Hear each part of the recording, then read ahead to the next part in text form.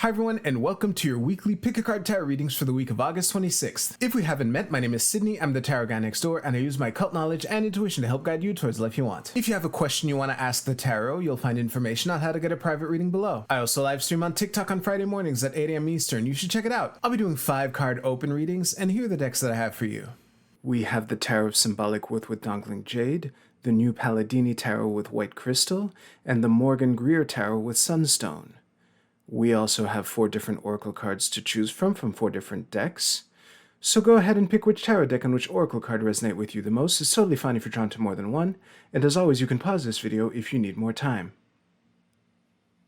As always with collective readings, take what resonates with you and leave aside what doesn't. If you want to jump straight to your reading, you'll find timestamps below. And with that, let's go right to the readings. Alright, group 1, let's see what we have for you for this week.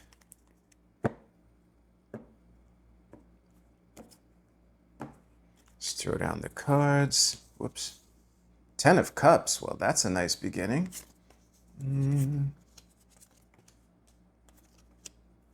With the 3 of Swords in the middle. I'll say don't panic for those of you who are Rider-Waite-brained. Just want to remind you that I read Marseille cards differently than Rider-Waite, which makes this deck really interesting, but whatever. I'll see you right now.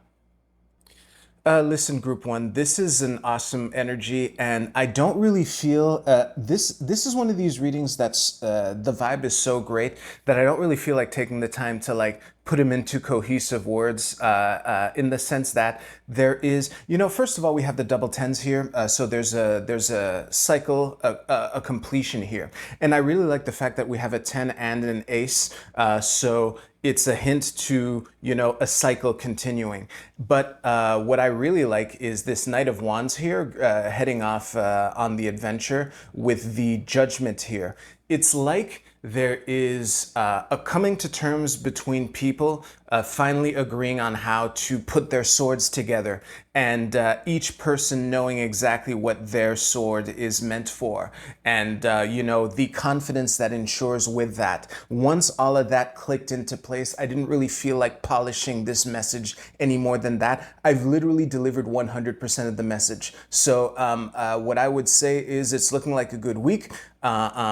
It's looking like rivals finding out that they weren't rivals after all, or figuring out a way to move forward, that kind of vibe, but it's all around really happy, although there might be some turbulence with the Judgment card here, but whatever. This isn't looking like anything you can't handle, and that you can get by with a little help from your friends. That was a mic drop, so thank you very much for watching. If you like this reading, please give this video a like, and you can use the timestamps in the description to jump to the Oracle cards.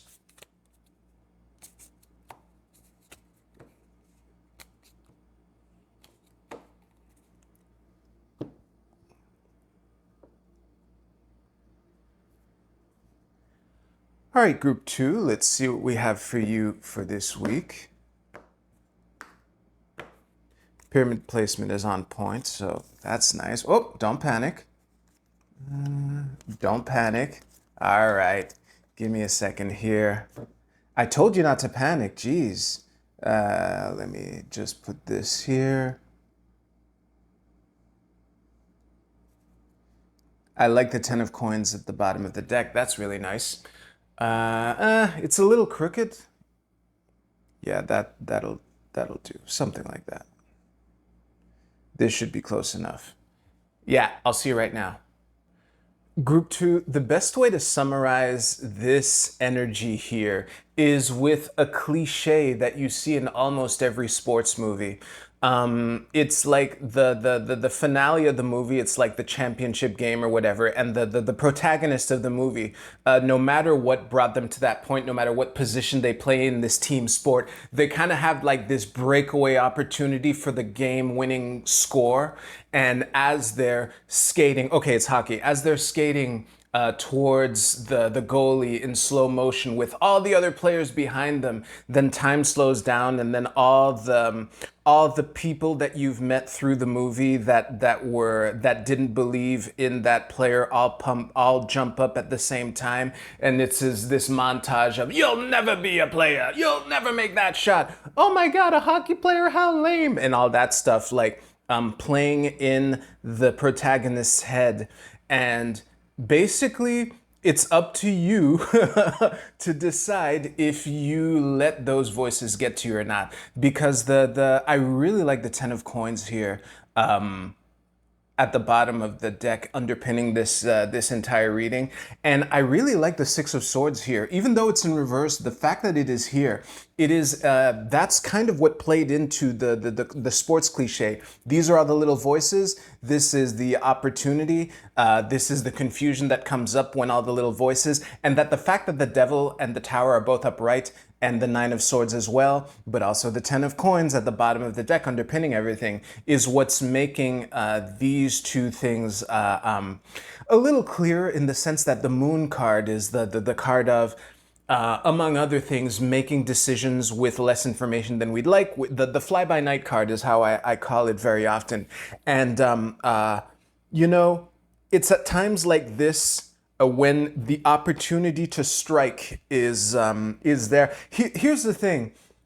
Depending on how this week plays out for you, you could either be the Lightning or the Tower. You know, if this was like a one reading video, that might be the title that I would give this reading. But the bottom line is, this is looking like breakaway during the final moments of a sports movie in slow motion, and all the little a montage inside the protagonist's head about how you know, all the people that they looked up to telling them that they suck and that they'll never make it, but they're there, you know, at the championship game, about to attempt to score the game winning goal. So no pressure. But yeah, like, honestly, the thing that I would say to a person in this situation, now that I've kind of described what all of this is in terms that aren't scary, even though the cards look scary,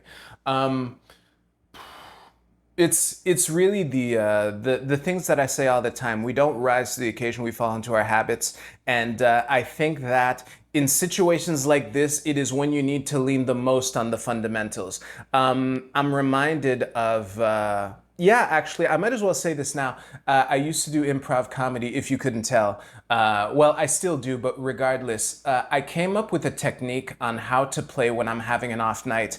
And basically, it's really just, where are we and who are we? And as long as I know those two things, everything else I can figure out. But it's kind of like that. Just never forget who you are and where you are in the improv scene that is your week, basically. Yeah, that's a mic drop. If you liked your reading, please give this video a like, and you can use the timestamps in the description below to jump to your Oracle card reading. I'll see you there.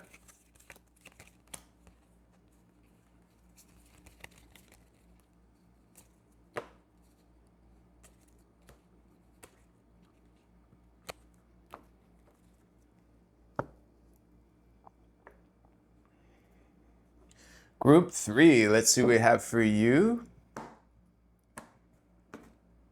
Pyramid orientation is on point, so this should be pretty good. Okay.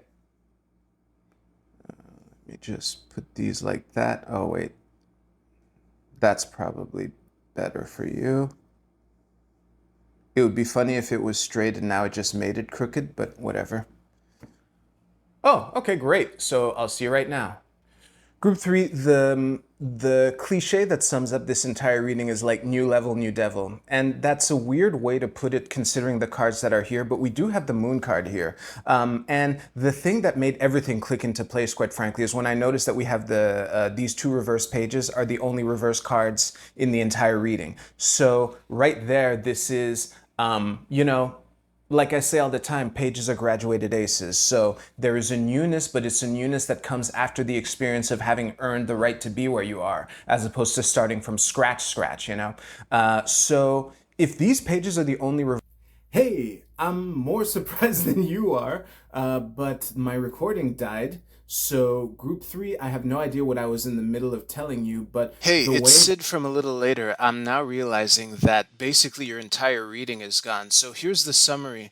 You're being invited to practice self-care and practice diligently, which is what I am about to throw myself back to. That's kind of how I summarized everything, but I didn't realize that you had missed everything basically. So the idea is that now that you're at this cycle, it's time to enjoy this moment and whatever no matter the feelings that you might never measure up to the moment where things are or whatever, the invitation here is to celebrate how far you've become and to trust yourself to navigate the path down the middle of that moon card there, despite all the creepy crawlies on either side, because it is a time to celebrate and make sure that you're coming from a place of abundance and shit like that.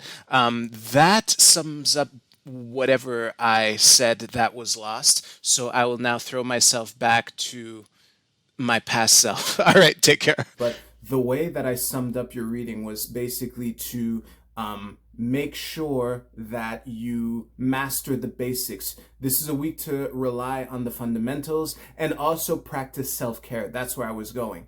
And hey, for the rest of you who just joined, I was not expecting to do this either, but in the middle of group three's reading, my recording died. And I'm sure you can understand why I don't want to start everything over. So I just want to give a quick overview of the Oracle cards. Group A, your card was solar eclipse, expect powerful change. I have this feeling that things have been building up towards something and that this week might contain clues as to how and what things are building up to. Group B, you had this angel of rain, Materiel. It's basically hands as filters, the way I often read this angel. Be careful what you accept and what you let slide. That's what you're being invited to focus on.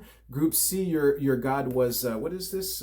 Knum with resourcefulness. The illustration didn't help at all, but I have the feeling, just remember that you have everything you need this week. And the things that you need might be in the form of someone you know. But yeah, just make sure to turn any no period into a no question mark. And group D, your card was protection. These are two interacting padlocks. And the way that I am reading this is to focus on, be careful what the point of having a boundary is to be aware of what you let in and what you keep out. But that does involve letting some things in, and it does involve keeping things out. So just be mindful of which padlocks you unlock for.